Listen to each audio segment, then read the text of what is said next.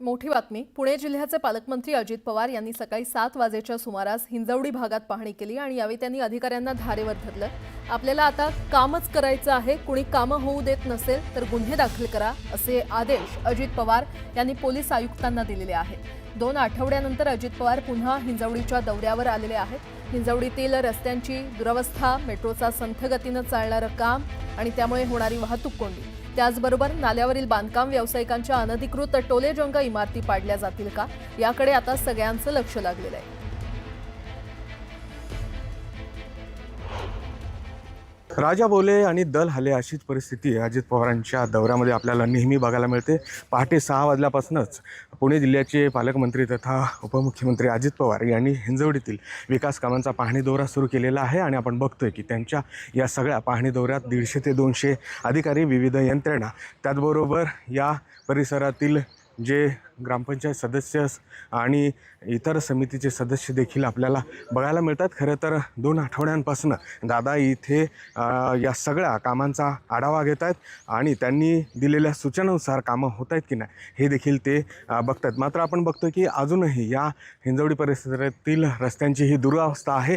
पहाटे 6 वाजता अगदी पावसामध्ये सुरू केलेला हा दौरा चिखल पाणी तुडवत दादा जे आहे ते पाहणी करतायत। हा जो रस्ता आहे तो काही लोकांनी अडवला होता भूसंपादनासाठी, त्यांना मोबदला मिळाला नव्हता म्हणून, आणि आता त्याच रस्त्याची पाहणी स्वतः अजित पवार करतात। आपण बघतो की हे सगळं करत असताना ते अधिकाऱ्यांना फैलावर घेतात की एवढी सगळी यंत्रणा असताना, शासन कोट्यावधी रुपये देत असताना देखील ही कामं पूर्ण का होत नाहीत। आणि म्हणून आपण बघतो की कुठेतरी अजित पवार आता ॲक्शन मोडवर आलेले आहेत आणि मागील 15 वर्षांपासून जो हिंजवडीचा प्रश्न होता तो अद्यापही सुटलेला नव्हता। वाहतूक कोंडी असेल, नाल्यांवरील जे अनधिकृत बांधकाम आहेत, ज्यामुळे नाल्याचे प्रवाह बदलल्या गेलेले आहेत आणि त्यामुळे या हिंजवडी परिसरामध्ये सातत्याने जी आहे ते पाण्याची कोंडी होते, पाणी साठत राहते आणि त्यामुळे ती नाल्यावरील अतिक्रमणं जे आहेत, अनधिकृत बांधकाम आहेत, ती देखील जमीनदोस्त केली जाणार आहेत का, याकडे सगळ्यांचं लक्ष आहे। सगळ्यात महत्त्वाचं म्हणजे अजित पवार जेव्हा इकडे आले तेव्हा मानमारून हिंजवडी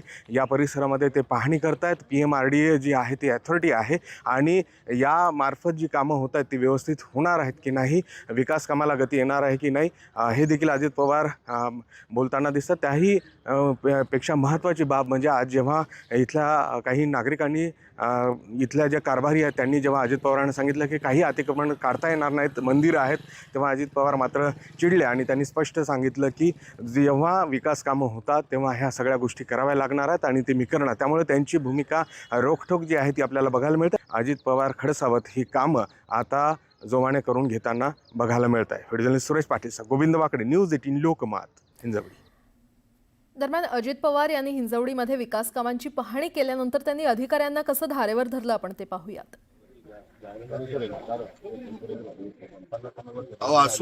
असू द्या साहेब, आम्ही धरणं करताना मंदिरं जातात की नाही, धरणं करताना मंदिरं जातात, तुम्हाला जे सांगायचं ते सांगा, मी ऐकून घेतो, मला काय करायचं काय सगळं आपलं वाटोळ झालं। आपली हिंजवडीची सगळे IT पार्क चाललं बाहेर, तुमच्या माझ्या पुण्यातनं, महाराष्ट्रातनं बाहेर काही तुम्हाला पडलेलं नाही। बेंगलोरला, हैदराबादला कशाला मी सकाळी 6ला येऊन इथं बघतोय, ह्याच्यामुळेच बघतोय, मला कळत नाही, माझी लोक नाही, परंतु ते केल्याशिवाय आपल्याला गत्यंतर नाही। आम्ही कुठं तुम्हाला 12 कॅमेरा बंद करायला। मी आज माणिकराव कोकाटे यांचे समर्थक शक्ती प्रदर्शन करणार आहेत। सिन्नर मतदारसंघात आज सकाळी 10 वाजता समर्थक एकवटणार आहेत। खोटी बदनामी करून गैरसमज पसरवणाऱ्यांचा निषेध यावेळी करण्यात येणार आहे। कोकाटेंचे समर्थक आज शक्ती प्रदर्शन करणार आहेत। सिन्नरमध्ये कोकाटे समर्थक एकवटणार असल्याचं पाहायला मिळतंय। सकाळी 10 वाजता हे समर्थक निषेध नोंदवण्यासाठी एकवटणार आहेत।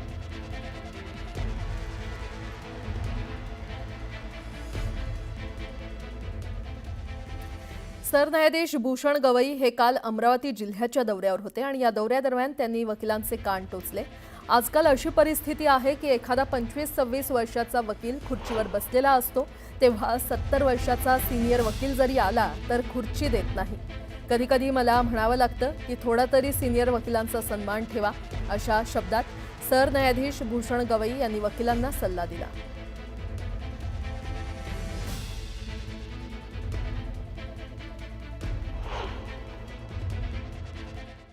आम्ही ज्यावेळेला प्रॅक्टिस करत होतो आमच्यापेक्षा 4-5 वर्षांनी जरी वकील सिनियर असला तर आम्ही झटकन उभं राहायचो आणि खुर्ची द्यायचो, त्यांना ऑफर करायचो.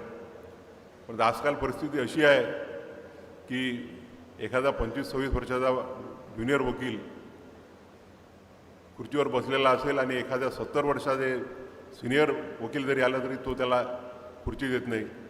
कधी कधी डायसवरून मला म्हणावं लागतं की अरे थोडं तरी काही ठेवा, एवढे तुमच्या वडिलांच्या वयाचे सिनियर उभे आहेत. आता एक मोठी बातमी. अजित पवार यांच्याकडून हिंजवडीत विकास कामांची पाहणी करण्यात आलेली आहे. मेट्रोच्या कामाची आणि इतर कामांची त्यांनी पाहणी केली आहे. समस्यांबाबत त्यांनी अधिकाऱ्यांना धारेवर धरलं असल्याचं देखील पाहायला मिळालं.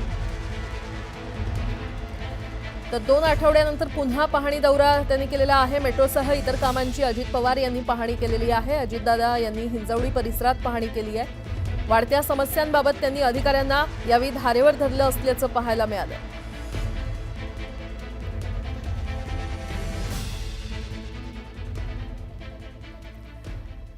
आणखीन एक मोठी बातमी. काही मंत्र्यांचे फोन बऱ्याचदा नॉट रिचेबल येत असून आपले फोन टॅप होत असल्यानं मंत्री स्वतःहूनच फोन बंद ठेवतात अशी चर्चा दबक्या आवाजात सुरू आहे. बघूया या केवळ चर्चा आहेत की वास्तव हे येत्या काळात कळेलच, असं ट्विट करून रोहित पवार यांनी गंभीर आरोप केलेले आहेत. तर या आरोपांवरून उपमुख्यमंत्री अजित पवारांनी रोहित पवार यांना सल्ला दिला.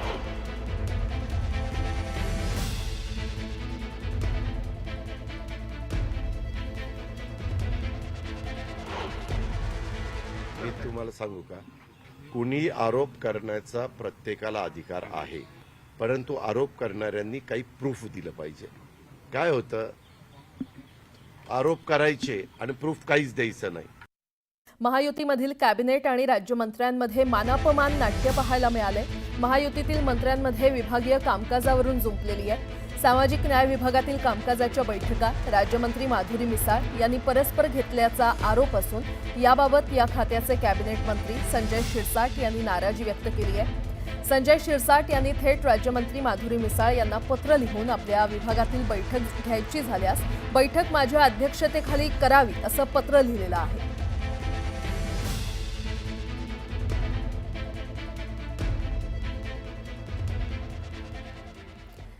कृषी घोटाळ्याच्या आरोपातून धनंजय मुंडेंना न्यायालयाकडून क्लीन चिट मिळालेली आहे आणि त्यानंतर धनंजय मुंडेंना पुन्हा संधी देऊ असं अजित पवार यांनी संकेत दिलेत.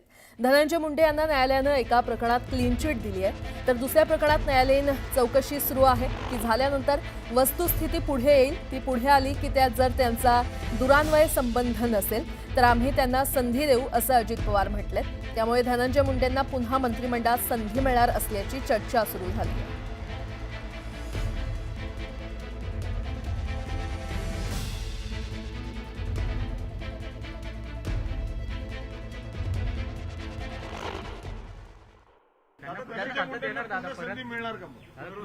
त्या संदर्भामध्ये अजून एका गोष्टीच्या संदर्भात माहिती आम्ही घेतोय. त्याचे पूर्णपणे मला वाटतं न्यायालयीन चौकशी चालू आहे. ती चौकशी झाल्यानंतर त्याबद्दलचे सगळं वस्तुस्थिती पुढे येईल आणि वस्तुस्थिती पुढे आली आणि हे अशाच पद्धतीनं त्याच्यामध्ये त्यांचा दुरान्वयी संबंध नसेल तर आम्ही त्यांना पुन्हा संधी देऊ. अजित पवार म्हणतात कृषी घोटाळ्यातनं धनंजय मुंडे यांना क्लीन चिट मिळाली आहे, पण अजून एक प्रकरण बाकी आहे. तर ते प्रकरण माझं आहे आणि जे लोकायुक्तांपुढे मी ती पूर्ण डिटेल्ड पिटिशन मांडली आहे त्याच्यात त्यांच्या भ्रष्टाचाराचा अँगल आहे, त्यांच्या ऑफिस ऑफ प्रॉफिटचा अँगल आहे, अशा अनेक गोष्टी मी लोकायुक्तांपुढे मांडल्या आहेत आणि ती केस फुल प्रूफ आहे. त्यामुळे धनंजय मुंडे यांनी पण मंत्रिमंडळात परत यायचं स्वप्न बघणं सोडून द्यावं आणि अजित पवारांनी अशी विधानं करणं सोडून द्यावं, कारण ते कुठच्याही अँगलने परत मंत्रिमंडळात येऊ शकणार नाही. कृषी मंत्री माणिकराव कोकाटेंचा विधानसभेत रम्मी खेळतानाचा व्हिडिओ व्हायरल झाला आणि त्यावरून राजकारण चांगलंच तापलं. विरोधकांनी कोकाटेंच्या राजीनाम्याची मागणी केली आहे आणि कोकाटेंच्या राजीनाम्यासाठी दबाव वाढत असताना यावर उपमुख्यमंत्री अजित पवार यांनी प्रतिक्रिया दिली आहे. कोकाटेंसंदर्भात मंगळवारपर्यंत निर्णय घेणार असल्याचं अजित पवार यांनी म्हटलेलं आहे. त्यामुळे कृषी मंत्री कोकाटेंचं मंत्रिपद जाणार असल्याची चर्चा सध्या सुरू झालेली आहे.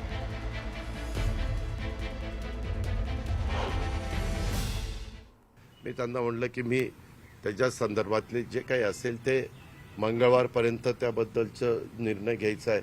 कारण मुख्यमंत्री आज देखील दिल्लीतच आहेत. कदाचित ते उद्या येतील, परंतु मी उद्या पुण्याच्याच दौऱ्यावर आहे, परवा मी अहिल्यानगरच्या दौऱ्यावर आहे.